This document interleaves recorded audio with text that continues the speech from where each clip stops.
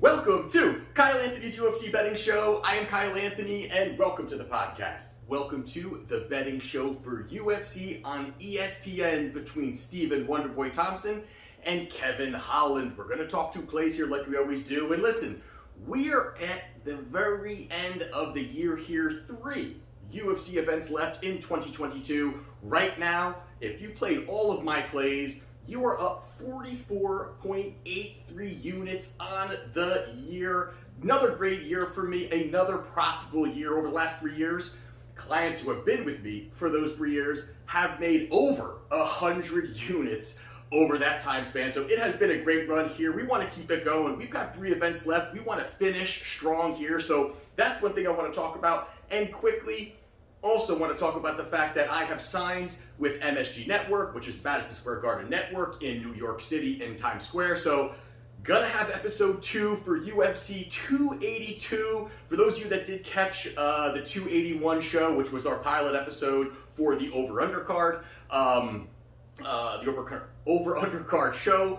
I appreciate people tuning in, giving good feedback and stuff like that with Ray Longo, Ally Aquinta, got some great people on the show. Just really excited about it. We're going to be shooting the second episode next week, so if you want to check it out, take a look at it, you can always go to MSG Plus app. I believe that's what it is, MSG Plus app or MSG app, and you check it out there. It will be airing next week sometime, but I'll definitely give you guys more insight. But you can always check me out on Twitter at KyleAnthonyUFC if you want to get more information. But with that being said, we're going to jump in to the main event of the evening, which is going to be Stephen Wonderboy Thompson versus Kevin Holland. You got right now, the line has ticked up here. It was pretty much a pick-up for most of the time, most of this week, and then it has shot up now here. You're looking at Kevin Holland at the minus 145 range, and you got Stephen Thompson, who is plus 118. Like we always do here, we're going to talk about 3 fights for each fighter, see what we see if one fighter can expose the other fighter, and if the line makes sense to place a wager. So the first person we're talking about here is Stephen Thompson, and 3 fights ago he fought Jeff Neal. This one here we don't have to get into too much because Stephen Thompson absolutely dominated this fight from beginning to end. There really wasn't much that Neal could do. Neal really is a slow-moving kind of guy, wants to set up the big shot, land the big shot, and Thompson just did what he did what he always does. It's just great footwork, great movement, distance management. Just Neal could not really dig in, settle down, and throw the big shot and land it. He was unable to do that throughout the entire fight, and you saw Wonderboy bouncing in and out, throwing some nice shots. He's not going to knock you out with the big shots, but what he's looking to do, pile up the damage, pile up the strikes landed over the 5 rounds. It was a dominating performance overall. I think it was 50-45 for every judge, so it was a unanimous decision for Stephen Thompson. And then 2 fights ago, Stephen Thompson fought Gilbert Burns. This was definitely an interesting fight in the fact that, just stylistically, in these next 2, we're definitely going to talk a little more of the grappling side of things here, and this is really where we've seen Thompson have issues, not have success when it comes to the grappling, the takedowns, the wrestling. A lot of those things really don't pan out well for him. He has been able to defend takedowns over his career, has shown vulnerability over the last few, and this is really where Burns came in, got those takedowns, pushed for the takedown early, and a lot of this fight was really Burns just trying to hold and keep Wonderboy in place. Just kind of keep him up against the fence, work some grappling, work some dirty boxing, get the fight to the ground, and that was he was able to do there. Early in the fight, he did that. Then in the second round, a lot of it was Wonderboy. He was starting to have some success at range. Even though Burns was landing in some nice shots, he was having some success. Once again, a late takedown for Burns in that second round, and then going into the third, it was all Burns again. Burns would get the takedown, control, and once he's down there, and pretty much Thompson, who does not have the grappling credentials, you've got someone like Burns who is just extremely high-level jiu-jitsu. I don't think that Wonderboy wanted to really do too much, was a little worried about any of the opportunities for Burns to get these submissions, seek better control opportunities, or positionally advance. So this was a unanimous decision loss for Thompson. And then most recently, Thompson fought Bilal, the human highlight reel Muhammad. This guy, I mean, if you like lay and pray, you will like watching Bilal Muhammad. But this was one of those fights that pretty much, I mean, when you're looking at kind of how it went down, it was all just Bilal kind of hugging. It was Bilal hugging, lay and pray. And I mean, credit to him because he was able to get these takedowns. He was able to keep the control. It was an absolutely boring fight and one that was just, you know, really gut-wrenching to even watch. It was just a terrible fight. But, you know, to his credit, Bilal, again, did what he needed to do, got the takedowns, kept him there, held him there, a lot of hugging going on, and he did win a decision over Stephen Thompson. And then we have, on the other side, Kevin Holland. Kevin Holland, 3 fights ago, fought Alex Oliveira. And this was one here where right away when this fight started, both guys firing big shots. I mean, both guys were landing big shots, firing big shots, you know, a lot of leg kicks. I mean, that was one thing that was very interesting in this fight, seeing how many leg kicks that Holland was firing. And that's something that he could possibly take advantage of when you're looking at the way that Thompson stands. Thompson stands at with this kind of long stance, keeping that front foot out there. That's possibly something that Holland could look to capitalize on. But both of them were landing big shots. Both of them were looking to fire off big shots there. And then at the end of that first round is where Alex got the takedown, and it almost looked as if he was getting Holland's back, and he kind of gave that thumbs up where he says he's all right. And going into that second round, Holland opens up with a big shot, drops him, drops Alex, gets on top of him, ground and pound finish in that second round very quickly. In the second round, I think it was like 30 seconds into that second round. So he goes out there and beats Alex Oliveira. 2 fights ago, he fought Tim Means. This was another interesting fight because this was one where Means likes to get scrappy. He can get in there, he can look for some takedowns, he can be scrappy with the striking, he can be creative, he's a tough guy, very good boxing, and this looked, I think, the best that we have seen Kevin Holland. And that's one thing that you keep looking at here is the elevation of Holland. I mean, Holland continually gets better, he's well-rounded, starting to be well-rounded, working on some of his grappling, working on some of his ground game, and then also you're seeing him getting a little bit more crisper in his striking, and I thought that's what he did here in this fight. He had quick hands, he had good footwork, he was moving around the cage very nicely, and early in that first round, I really thought it was all Holland landing the nice shots, utilizing his range, utilizing his reach, going out there and going into that second round, ended up hurting Means, getting a Darce choke, which is pretty crazy to see Kevin Holland get a submission finish, but he goes out there and gets the victory. And then the last one we're going to talk about here is against Chimaev. Not going to break this one down here. This was where the chaos of, was it UFC 279, the changes the night before and all these things. Holland took the fight. He gets finished in that first round. Not much to break down there. It was Chimaev, which is I think a bad matchup for him, obviously, but also the short notice as well too. So he goes out there and he does lose against Khamzat Chimaev.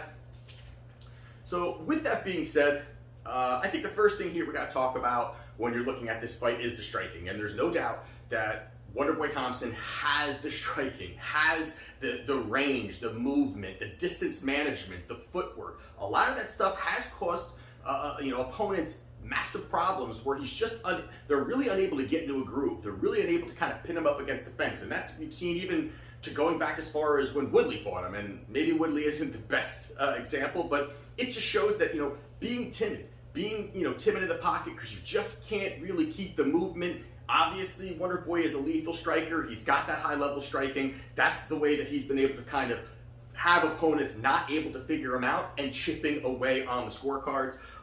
So that's one part of this there, and I think the countering ability also of Thompson has helped him a lot too. He's very sharp off of coming off of his strikes, getting out of danger, and then looking to bounce back with a couple shots. Even though he doesn't have power, he's able to again start to pile up some of those significant strikes landed.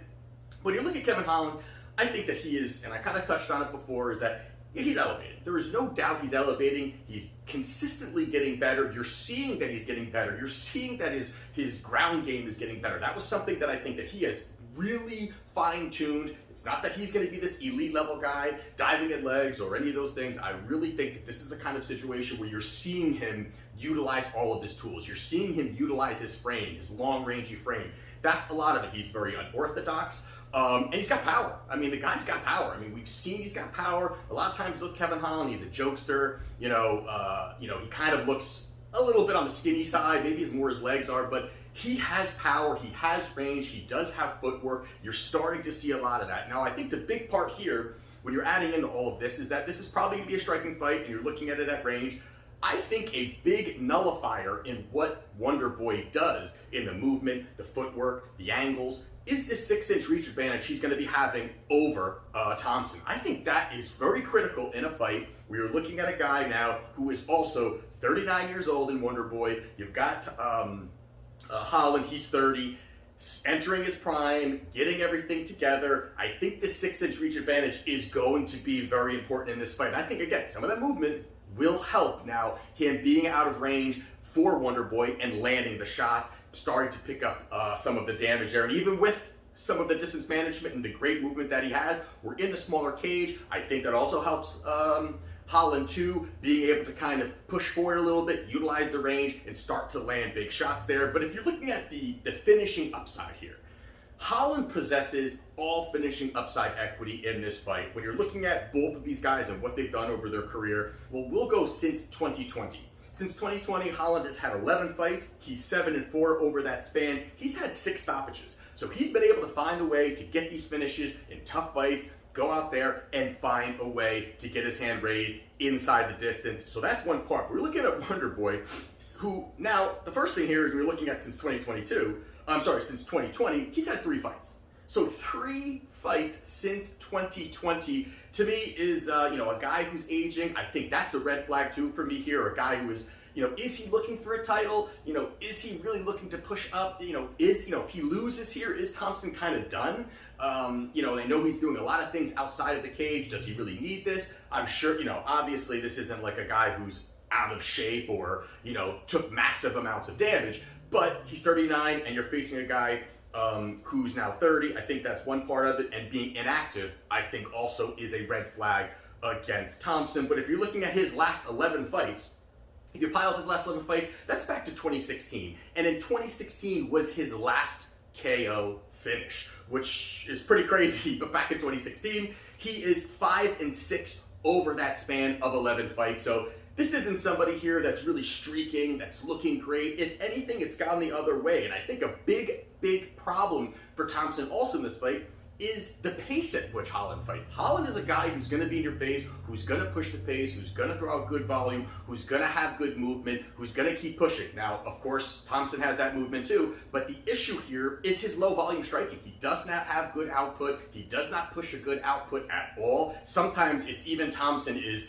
inactive for quite some time during a fight where he's just, can't pull the trigger, unsure, whatever it may be. He's always going to be more risk adverse than he is going to be out there slinging it, firing shots.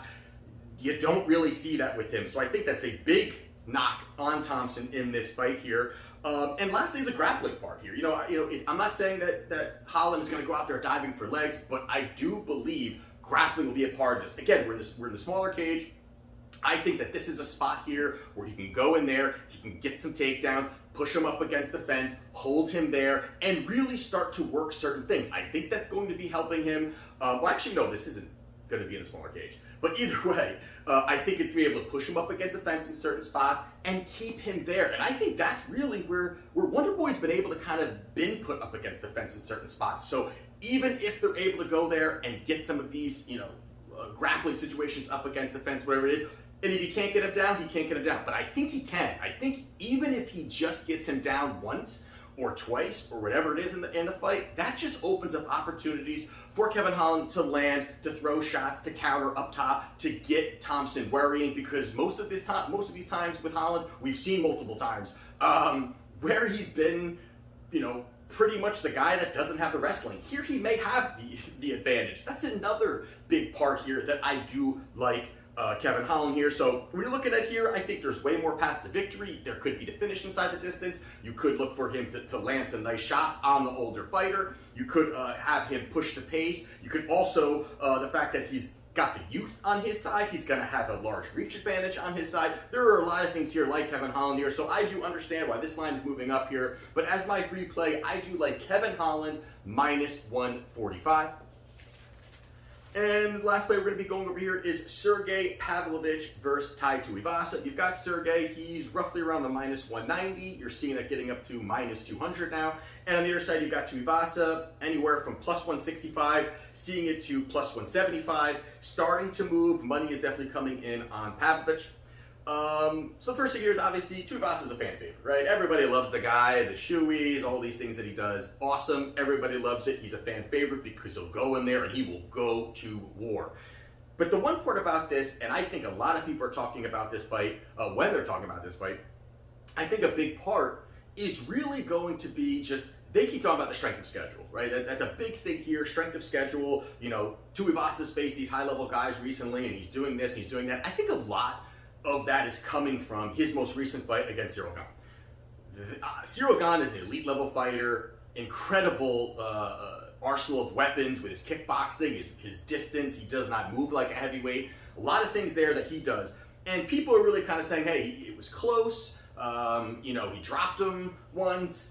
The first thing here is if you look at the total strikes, it was 110 Ciryl Gane to significant strikes. 110 for Ciryl Gane to 29 of Tai Tuivasa. So that's one part there. The knocked out part also was kind of a stumble. Definitely a good shot from Tuivasa, but slightly of a stumble from Gane. Then he got back up. But pretty much it was a beatdown over those few rounds. And this fight was not long ago. And I think that is a big issue with this also, is that this fight was not long ago. Tuivasa's jumping right back in the cage. He took a lot of damage. Even though Gane does not have those big shots, dropping guys, have that Ngannou power, he definitely has power. He definitely can hit. And Tuivasa was slapped around and bruised up by the end of that fight. So that's one part there. But if you look at who he's beat, or who he's faced even prior to that, I mean, Henry Hunsucker, you know, that guy, Greg Hardy, I mean, Augusto Sakai. I mean, these are not these high-level names, these high-level fighters that, you know, Tuivasa has definitely fought some good fighters. You know, even Derek Lewis, they both knocked him out. Pavlovich in the first round. Pavlovich in the first round, and Tuivasa in that second round, although Tuivasa was in some trouble in that first round, but he did get the victory there. But, you know, Pavlovich is, you know, he has definitely not, again, I don't really think that it's that much when you're looking at the competition level each has faced. I think they both have fought some iffy fighters. They both have looked good in certain spots. Stylistically, I think they've had some good matchups in certain spots. So that's one part of it, but I think it's being overstated about who Tuivasa has fought, who he has faced. But if you're looking at just technical skills and striking, which I do believe this fight takes place on the feet, I think Pavlovich by far has the better striking, the crisper combinations, can really work angles a little bit better. Now, he may be a little more flat-footed, and I know that Tuivasa is going to throw these leg kicks. I know that's going to be part of his weapon. His weapons he's going to be calling upon early to kind of slow down some of that power, drain some of that power of Pavlovich. But overall, just the crisper striking and the way that also Tuivasa fights. He fights wild. You know, even when he's in there and they're standing toe-to-toe, which I think is also a detriment to what's going to be going on today, because I think Tuivasa is fine standing in the pocket. He's completely fine with that. He was unable to do that with Gane because Gane's footwork being outside. But this is a spot where I think both of these guys are going to be standing toe-to-toe, and that's not a good thing for Tuivasa. I think Tuivasa either needs to look for a takedown, come in swinging, but these wild swings that he does, a lot of times keeps him out of position. He'll throw a big overhook. He flies out the other way. Pavlovich is so crisp, so strong. Both these guys have power. There is no doubt about that. But I think these overhanded shots that Tuivasa throws is a perfect landscape for counters, for Pavlovich. And you also add in the fact that Pavlovich is going to have a 9-inch reach advantage. That is massive when you're talking about the heavyweight or any division, I guess, for that matter. But it is a massive advantage right there for him too. So even if Tuivasa looking for these leg kicks, this reach advantage is really going to counter that a lot. Is really going to, and he throws beautiful straight shots. He doesn't throw these looping wild hooks. Pavlovich is very crisp, very tight with his combinations. I think that opens up a lot of opportunities for him to land a big shot and get the finish. I don't think this fight goes to the scorecards. I think somebody's getting knocked out. So for me here, I do like Sergey Pavlovich via knockout at -120. You're getting off the big number, and again, this number is getting over -200 now. You're getting -120 on the most likely path. I think he's way sharper. striking. I think crisper combinations. I think the longer reach. I think there's a lot, and he's defensively sound. I really think that Pavlovich goes out there, lands a big shot early, hurts him, puts him away. So I do like Sergey Pavlovich to win via knockout, -120.